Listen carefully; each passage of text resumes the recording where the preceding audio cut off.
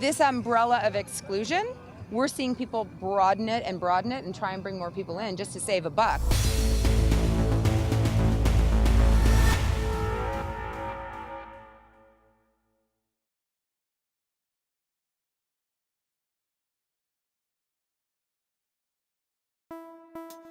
A lot of people didn't know this affected them till, they break a leg and they come back to work and they call in sick next day and then they get written up. And they're like, well, I don't understand what happened. Well, now these are the new rules. It's a hard, physically demanding job. And for us to have less days than someone who works straight days, 40 hours a week, that's insanity. It doesn't make any sense.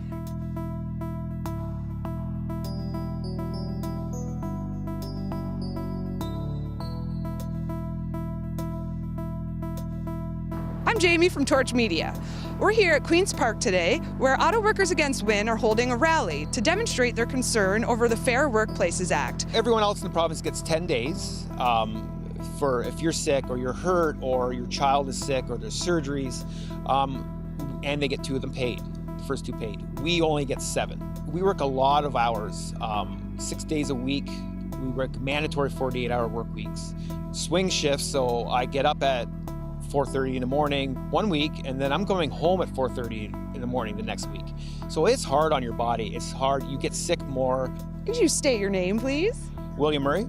I'm one of the organizers. We started this organization back in December, and it's been rolling ever since. And what was the main purpose of the organization? In January 2017, the Liberal government exempted us from the same sick days that everyone else in the province got. And then in 2018, January, they brought in their new Employment Standards Act, in which they exempted us from even more things about overtime and scheduling. So we're out here wondering why the Liberals did this, and why is the auto sector the only sector in Canada, or in Ontario, sorry, that has these exemptions. My name is Baldini. Well, that's my performance name. You're the magician of the day. Oh, I am. That's who I am. I'm the magician. Yes. No, I've actually been invited here by 2 of my friends who are running the this event here. And there are a lot of kids out here too, because they're here to raise voice for the families. So I'm here to entertain them, keep smiles on their faces. That's really what I'm here for. Would you mind putting a smile on my face? No, I thought I already did. No, that's great.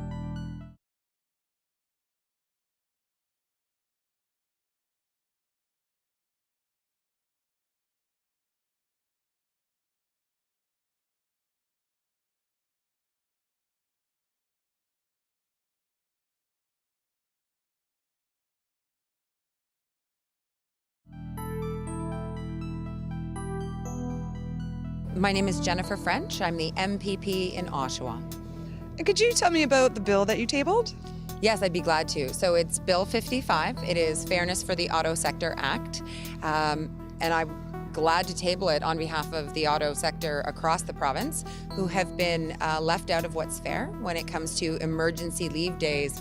All workers in the province of Ontario were guaranteed a minimum. All workers were guaranteed this in the Employment Standards Act. And then after the act, the government made a regulation that just targeted the auto workers and left them out of what was fair. So all the other workers in the province are entitled to 10 days of emergency leave, 2 of them being paid, except those folks in the auto sector. They only get 7, none of them paid, for no reason that we've been given, for no reason that makes sense, and certainly nothing that's fair. When we're getting into the nitty-gritty of, the competitive advantage of one workplace over another, or not even competitive advantage, but that cost-cutting piece, that's not the bigger conversation. The conversation is you work in Ontario, you're entitled by law under the ESA to those 10 days, 2 of them paid. Oh, just kidding, not you. You're in the automotive sector. You only get 7, none of them paid. And in Oshawa, as I've already talked about, we have some of the cleaners that are in the GM plants. And they're now being, reclassified, or their designation. They're saying, oh, you're auto workers. What are you talking about? So this umbrella of exclusion, we're seeing people broaden it and try and bring more people in just to save a buck. So here's what we're going to do. We have a normal deck cards here. And I'm just going to mix them up a little bit like this and maybe cut like that. And the first thing I'm going to do is have you select a card by saying stop. Stop. Take that card right there, have a look. You can show it to all the people across the world on the internet. And the crowd goes crazy. All right, and put it back right here, face down. In it goes. Perfect. You're doing wonderful. First part of the trick is not the trick. It's just cool. It's your card. No? No. Okay. That moment, that's awkward. I can fix it, though. I can fix it. Watch, I'll just take the Queen of Diamonds. It'd been so much cooler if that was your card. But now it allows me to go into phase two. I rip out the Queen of Diamonds, turn your hand over, close your hand tight, and put it down on the table here.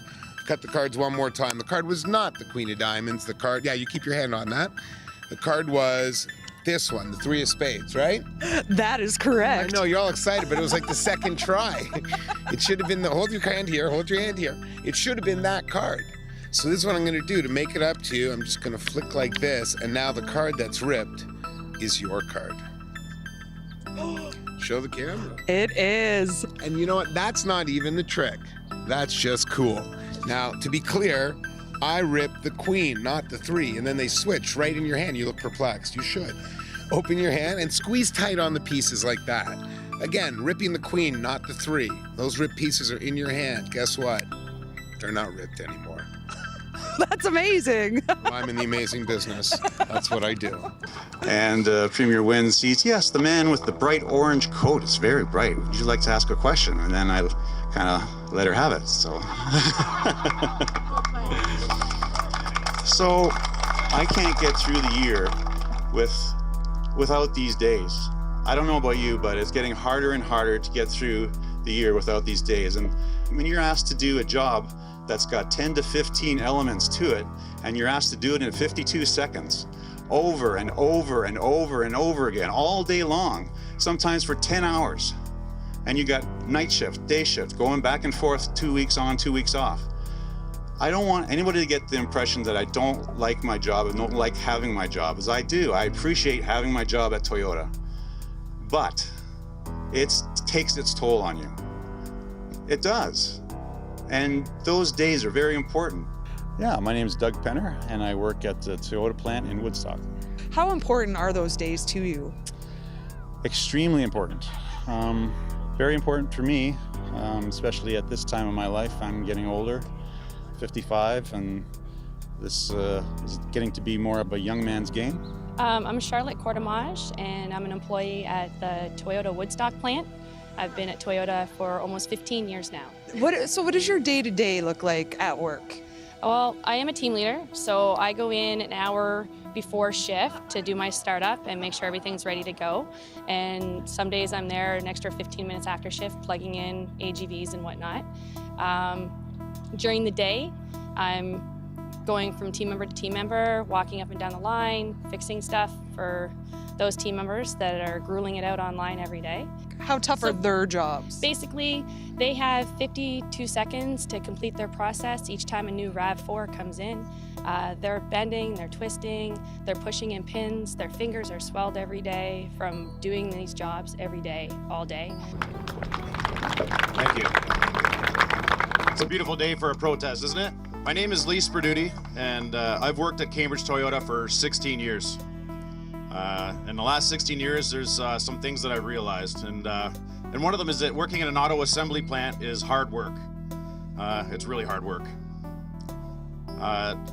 It's hard on our bodies, it's hard on our minds, and it's hard on our families. Now, last year, the government introduced legislation to limit our emergency leave days, and they called it a pilot project. And we know it's not a pilot project. This protest is not just about our 3 leave days. It's about a corporation sending their lobbyists to our House of Government, to Queen's Park, to put their interests first. We need to stand together to make sure that we get what we deserve. There are times when things break down. You pull a muscle or you get run down, your immune system gets down quite often, and you get sick. And you know, what are you supposed to do? Come to work sick all the time? No, I don't think so. I'm sure everyone else appreciates that. And let me tell you, if I go over those 7 days, then I'm going to be subjected to discipline from my employer. It's a tough decision. You either take care of your family or risk discipline at work. How severe is the discipline? Like, is it fairly swift or? There's different levels of discipline, and it levels up. But in my case, as an example, if I were to call in sick for the 3 different times that my daughter was sick this year, totaling 14 days, I would be at the 2nd level of discipline. And I risk getting, by the end of the year, if something else happens to myself or my daughter or my wife, I could technically be suspended or even worse. So it is important to have. It's not that I need the 3 days, it's just I would like to have them there just in case. Some people get sick like January, February, and then what are they supposed to do for the rest of the year? Be magically healthy and nothing goes wrong and to themselves or to their family members, right? You're always worried about getting sick. And now with these 3 days being taken away from us, getting sick really isn't an option because we have kids, we have our spouses. We don't know when we're gonna get sick. We don't know when our kids are gonna get sick.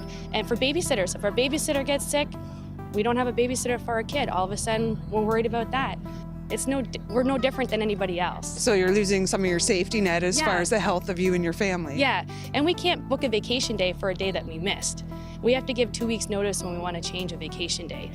So what would you say to those people who would just ask, why can't you use one of your vacation days? Instead of for when we call in sick.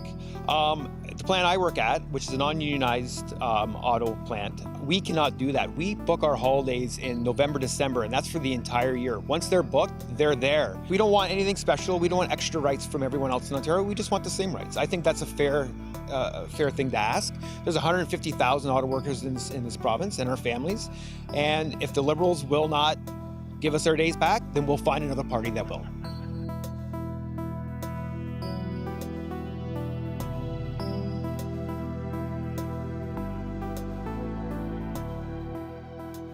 We debated the Employment Standards Act ad nauseum. We talked about labor labor law and labor rights, and that was the debate. That's the actual act, the actual law has been established. Then they do the fine-tuning with regulations, and this is where I said this came in. This is not fine-tuning. This is an agenda. This is major, and we don't get to talk about it in the legislature. We don't get to talk about it in committee. It was a backroom decision, or however it was made. I don't know. I'm not privy to that. They don't let me in their back rooms. I love being here at Queen's Park. It's a privilege. But usually I'm on the inside. So I'm glad to be out here with workers, and I'm glad that first of all, I'm glad that the weather is great. This is a perfect day for a rally. But there are folks here that have been coming to Queen's Park, through the years on a regular basis, having to stand up for their rights and what's fair. It's maddening to know that they have to keep coming back, that they're always fighting for what it is that they deserve and their basic rights as workers. We got the NDP on board to come out and speak. So great for them. Awesome.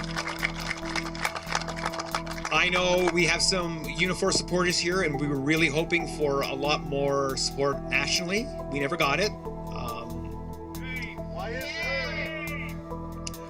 I'm not going to get involved in the politics of Unifor, but I would suggest that if you're an auto worker and you're wondering why this rally happened and you didn't know about it, feel free to speak to Jerry Diaz.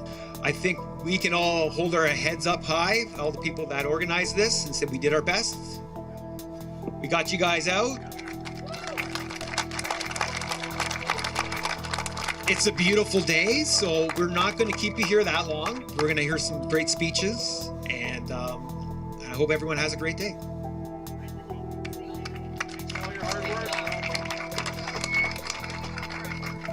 Yeah, sure.